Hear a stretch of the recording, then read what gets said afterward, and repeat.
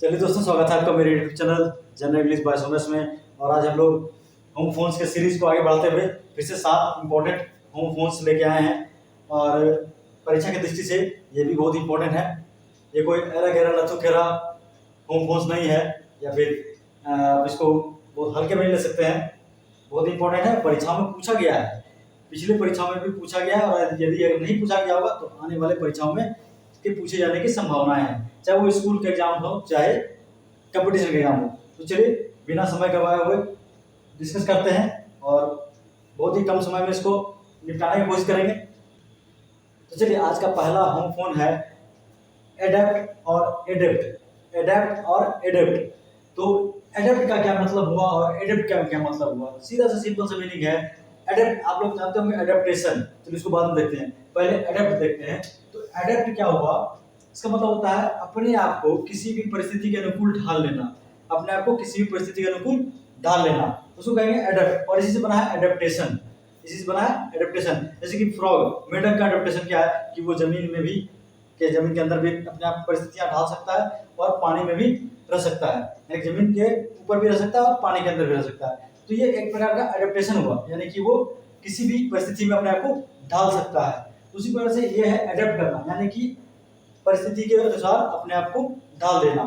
तो ये हुआ एडेप्ट। और ये एडेप्ट, ये क्या हुआ? एडेप्ट। इसका मतलब होता है कुशल होना। क्या होता है? कुशल होना। इसका मतलब होता है कुशल। ठीक है, ये होता है कुशल, किसी भी चीज में, किसी भी आर्ट में या कोई भी कारीगरी में कुशल होना। तो दोनों को एग्जांपल की मदद से समझते हैं। ही कैन अडेप्ट हिमसेल्फ या adapt himself to any circumstances. ठीक है, किसी भी परिस्थिति में वो अपने आप को ढाल सकता है। यहाँ ढालने का बात हो रहा है, यहाँ कुशलता का बात नहीं हो रहा है, इसीलिए यहाँ पर ये वाला एडेप्टेशन होगा। ठीक है, ये एडेप्ट सही होगा और ये गलत हो जाएगा। ठीक है, ऊपर वाला एडेप्ट नहीं होगा, एडेप्ट होगा। सेकंड एग्जांपल देखते हैं। ही इज एडेप्ट या एडेप्ट इन पेंटिंग। अब यहाँ बात हो रहा है पेंटिंग का। तो पेंटिंग, चित्रकारी में वो बहुत ही कुशल है। तो ये कुशलता का बात हो रहा है, इसीलिए ये एडेप्ट होगा, एडेप्ट नहीं होगा। ठीक है, एडेप्ट होगा, एडेप्ट नहीं होगा। चलिए अगला एग्जांपल देखते हैं। क्रेडिबल और क्रेडुलस। क्रेडिबल और क्रेडुलस। तो पहले तो समझ लेते हैं क्रेडिबल क्या है और क्रेडुलस क्या है। तो क्रेडिबल मतलब होता है वो व्यक्ति जो विश्वसनीय है, यानी कि वो व्यक्ति जिस पर विश्वास किया जा सकता है। ये हुआ क्रेडिबल। या वो चीज जिस पर विश्वास किया जा सकता है, वो कहानी या वो बात या वो न्यूज जिस पर भी विश्वास किया जा सकता है, तो वो हो गया विश्वसनीय, क्रेडिबल। और क्रेडुलस क्या होता है? क्रेडुलस वो होता है कि वो व्यक्ति जो किसी दूसरे पर बड़ी आसानी से विश्वास कर ले। ठीक है, यानी कि वो इजीली बिलीव कर ले किसी दूसरे पर, तो वो होता है क्रेडुलस। अब एक एग्जांपल लेते हैं, जैसे कि हम बोलेंगे आई एम क्रेडिबल। तो आई एम क्रेडिबल मतलब हम विश्वसनीय हैं, यानी कि आप मुझ पर विश्वास कर सकते हैं। ठीक है, आप मुझ पर विश्वास कर सकते हैं। You can share your secret to me. You can share your secrets to me because I will not disclose it to others. ठीक है, तो हम, क्योंकि हम क्रेडिबल हैं, इसीलिए हम आपके सीक्रेट्स को पब्लिक नहीं करेंगे। ठीक है, तो हम क्रेडिबल हुए क्योंकि हम विश्वसनीय हुए, आप मुझ पर विश्वास कर सकते हैं। दूसरा है क्रेडुलस, यानी कि हम ऐसा व्यक्ति हुए हैं जो किसी दूसरे पर बड़ी आसानी से विश्वास कर लेते हैं, बिना किसी साक्षी या बिना किसी सबूत के। ठीक है, तो हम हो गए क्रेडुलस। तो हम इजीली चीट भी किए जा सकते हैं, तो हम क्रेडुलस हो गए। अब चलिए एग्जांपल यहाँ से लेते हैं, तो यहाँ तो क्लियर हो गया होगा। Your story is not credible या क्रेडुलस। अब आपकी कहानी की बात है तो कहानी आपका विश्वसनीय नहीं है, इसीलिए क्रेडिबल यहाँ पर सही हो जाएगा। ये क्रेडिबल सही होगा और क्रेडुलस गलत हो जाएगा। ठीक है, एक चीज गौर करने वाली बात है कि क्रेडिबल जो होता है वो चीज के लिए भी, यानी कि थिंग्स के लिए भी चलता है, थिंग्स का भी है, तो दोनों एडजेक्टिव ही। लेकिन क्रेडिबल एक ऐसा एडजेक्टिव है जो कि थिंग्स में भी काम करेगा, यानी कि थिंग्स के पहले भी लग सकता है और किसी पर्सन के पहले भी लग सकता है। लेकिन क्रेडुलस एक ऐसा एडजेक्टिव है जो कि सिर्फ पर्सन के पहले लगेगा। ठीक है, यानी कि किसी व्यक्ति के पहले लगेगा।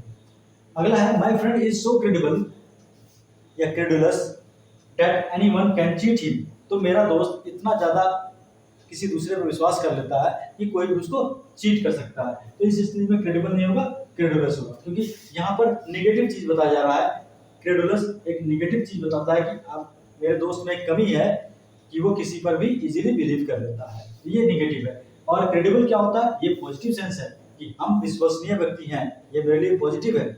ठीक है, तो अगला देखते हैं इंश्योर। अगला क्या है, इंश्योर, और दूसरा भी है इंश्योर, ये दोनों इंश्योर। अब एक इंश्योर क्या है, दूसरा इंश्योर क्या है। एक इंश्योर उसमें से है फाइनेंस सेक्टर से है, किससे संबंधित है, फाइनेंस से संबंधित है।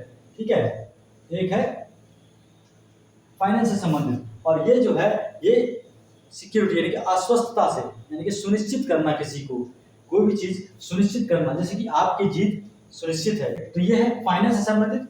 और ये जो इंश्योरेंस है, ये इंश्योर है, इंश्योरेंस नहीं है, इंश्योरेंस तो इधर है, ये इंश्योरेंस से संबंधित है, यानी कि आपको जो पॉलिसी और इंश्योरेंस होते हैं, एलआईसी हुआ, उस प्रकार के इंश्योरेंस से ये संबंधित होता है फाइनेंस सेक्टर से। यानी कि जो डिटेल में इसको देखते हैं, तो जैसे कि हम किसी कोई गाड़ी खरीदते हैं तो उसका इंश्योरेंस कराते हैं। ठीक है, तो इंश्योरेंस क्यों कराते हैं, क्योंकि हमको उसका फाइनेंशियली जो लॉस होगा, यानी गाड़ी अगर चोरी हो जाए तो हमको उसका पैसा मिल सके, तो हम उसको इंश्योर कराएं। ठीक है, तो वो हुआ इंश्योरेंस।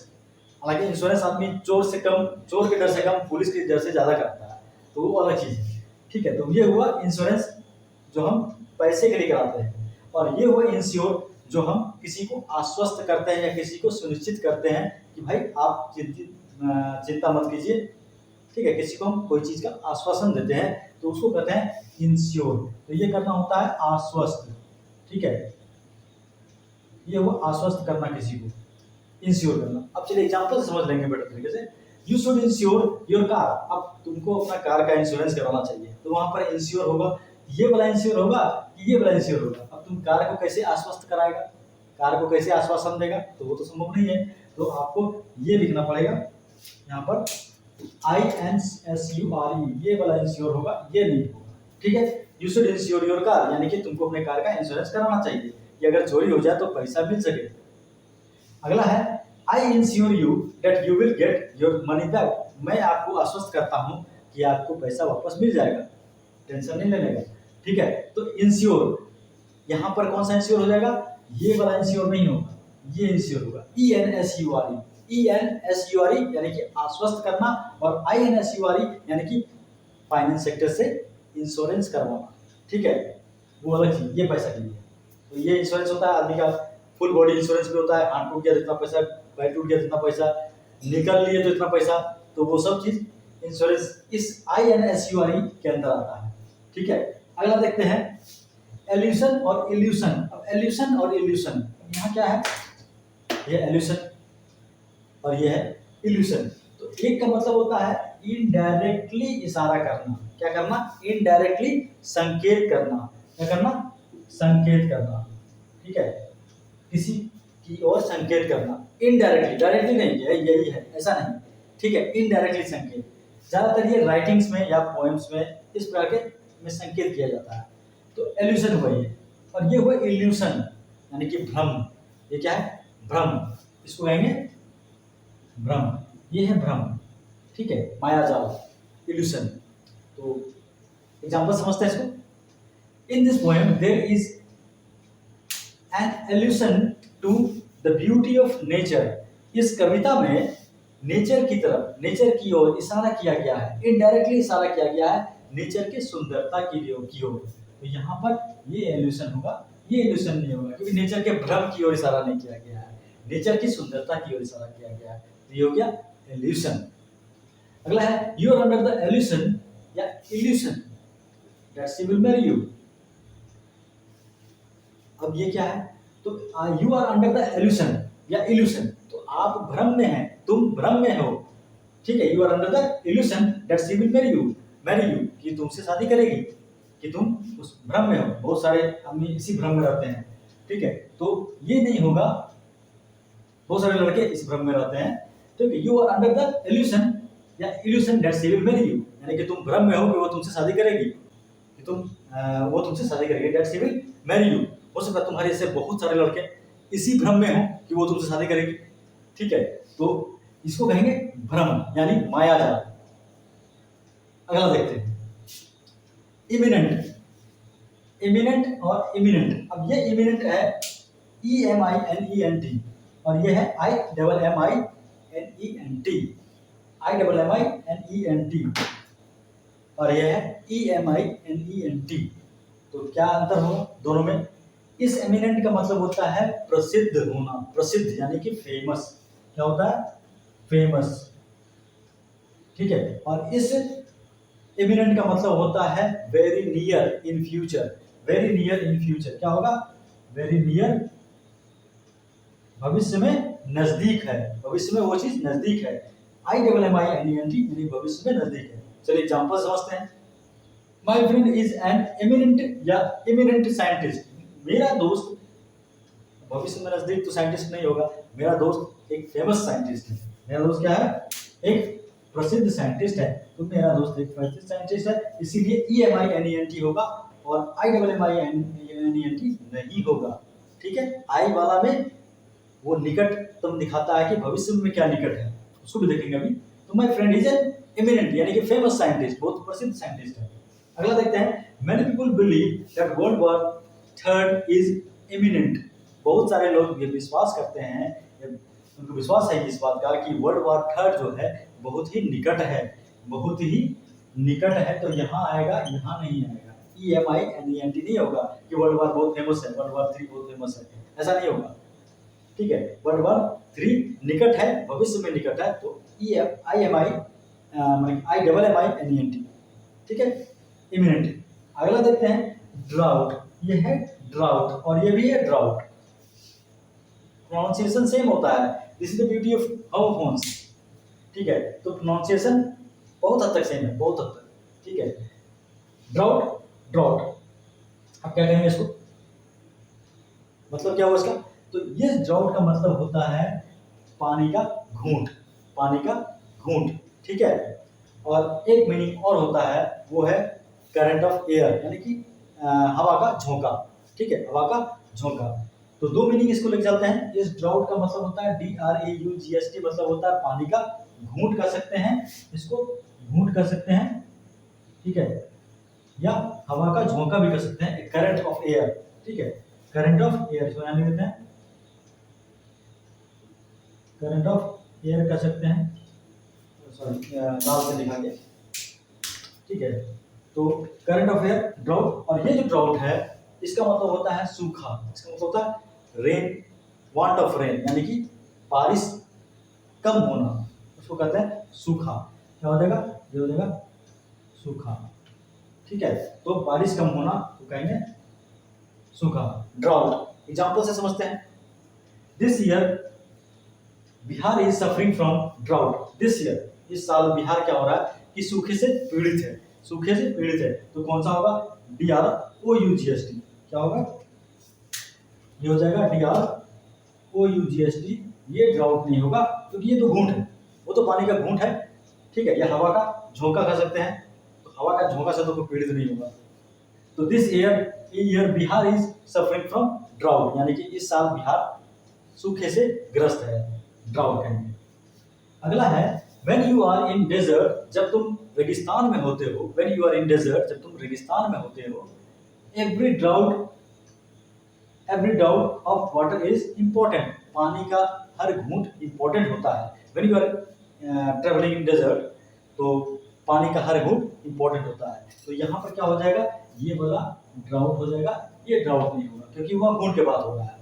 तो DRAUGHT मतलब पानी का घूंट या फिर हवा का झोंका, और DROUGHT यानी कि सूखा, यानी कि वांटिंग ऑफ रेन, बारिश की कमी। डिफे और डीफे, डिफे और डीफे, अब ये थोड़ा सा ये वर्ड है, दोनों का मीनिंग मतलब कि प्रोनाउंसिएशन सेम है लगभग। तो डिफे और डेफे ही, अब इसको मीनिंग क्या होगा इसका? तो डिफे माने होता है अवहेलना करना या चैलेंज करना। क्या करना? अवहेलना करना। ठीक है। या फिर किसी को चैलेंज करना। ठीक है, चैलेंज कर सकते हैं या फिर अवहेलना कर सकते हैं। ठीक है, अवहेलना करना वर्ब है, दोनों ही वर्ब है। ठीक है। तो डिफे यानी अवहेलना करना या चैलेंज करना, और ये है डिफे यानी कि भगवान की तरह पूजना। क्या होता है? भगवान की तरह पूजना, की तरह पूजना। ठीक है, भगवान की तरह हो जाना, वो कहते हैं डेफे। एग्जांपल से समझते हैं इसको। He dare not defy, he dare not defy my order। उसे मेरे ऑर्डर का अवहेलना करने का हिम्मत नहीं है। यहाँ बात हो रहा है अवहेलना करना या फिर मेरे ऑर्डर को चैलेंज करना। तो इसलिए यहाँ पर ये वाला डिफे होगा, DEFI, और ये DEIFY नहीं होगा, DEFY होगा, डिफे यानी कि चैलेंज करना या अवहेलना करना। तो he dare not defy my orders, उसे मेरे ऑर्डर्स की अवहेलना करने का हिम्मत नहीं है या फिर चैलेंज करने का हिम्मत नहीं है।